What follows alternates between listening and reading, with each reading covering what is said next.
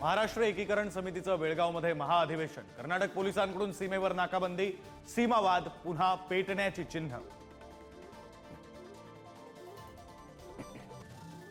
गोपीचंद पडळकर, सदाभाऊ खोत उद्या मार्कडवाडी दौऱ्यावर, दोघांची जाहीर सभा होणार। तर नाना पटोले सुद्धा उद्याच मार्कडवाडी दौऱ्यावर। मार्कडवाडीवरून राजकारण आणखी तापलं।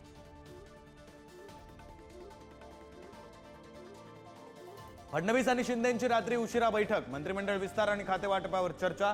दिवाळी अधिवेशनाआधी फडणवीस सरकारचा मंत्रिमंडळ विस्तार। विधानसभेच्या विशेष अधिवेशनाचा आज शेवटचा दिवस। राहुल नार्वेकरांची पुन्हा अध्यक्ष म्हणून घोषणा, नार्वेकरांची निवड बिनविरोध।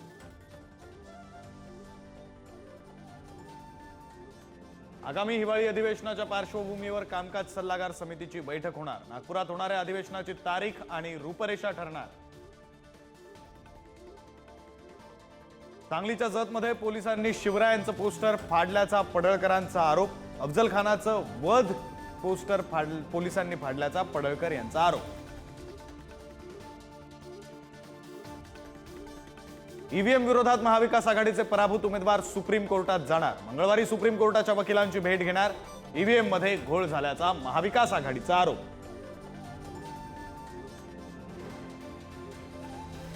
ममता बॅनर्जी किंवा उद्धव ठाकरेंना इंडिया आघाडीचा नेता करा, माजी राज्यपाल सत्यपाल मलिक यांची ट्विट करत मागणी। राहुल गांधींच्या नेतृत्वावर सत्ताधाऱ्यांकडूनही हल्लाबोल।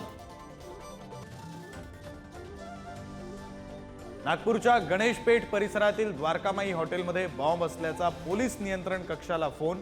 पोलीस, बॉम्बशोधक पथकासह अग्निशमन दल पोहोचलं। तपासाला सुरुवात।